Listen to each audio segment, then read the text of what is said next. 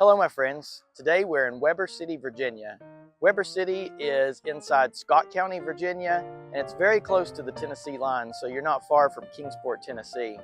This house behind me is my newest listing. It was built in 1938. It's 1,100 square feet. It's 4 bedrooms, 1 bathroom, and it's been completely remodeled. The house was empty for 25 years, and the current owners have done everything they can to bring it back to life, and I'm excited to show you, so let's go inside. I'm Daniel Shew, the old house agent.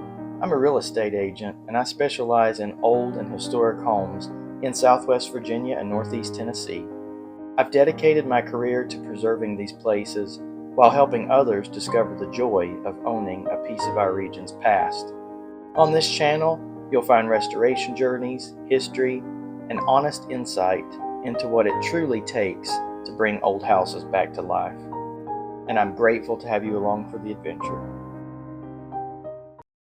Built in 1938, this home is a wonderful example of a minimal traditional cottage, a style that emerged during the late Depression years. Houses like this were designed to be practical, well-built, and enduring, blending simple architecture with regional craftsmanship. The front gabled roof, classic German siding, and full-width porch with brick piers reflect the vernacular traditions of Southwest Virginia. Recent improvements include a new roof, windows, electrical, plumbing, HVAC, water heater, appliances, and a rear deck overlooking a wooded back area. Fresh paint inside and out gives the home a clean, welcoming feel. I wanted to take a minute to talk about the siding on this house. The owners were able to save the original siding from 1938, and it's a German siding, which is in really great condition. German siding, sometimes called German lap siding, became especially popular in the United States during the 1930s, particularly as homeowners looked for durable, economical exterior finishes during the Great Depression. Unlike traditional siding, German siding has a distinctive profile with a decorative groove near the top edge, creating deeper, shallow lines and a more finished appearance once installed. This added visual interest allowed builders to dress up modern houses, bungalows, and small colonial revival homes without the cost of more elaborate trim and masonry. In the 1930s, German siding was commonly milled from pine or other local soft woods and installed with careful craftsmanship, often paired with simple corner boards and minimal ornamentation. Its popularity reflected both practicality and taste. It shed water well, held paint effectively, and gave homes a sense of solidity and refinement at a time when excess was out of reach. Today, surviving examples of original German siding are an important historic detail, offering a tangible reminder of how builders balanced beauty, economy, and durability during one of the most challenging decades in American history.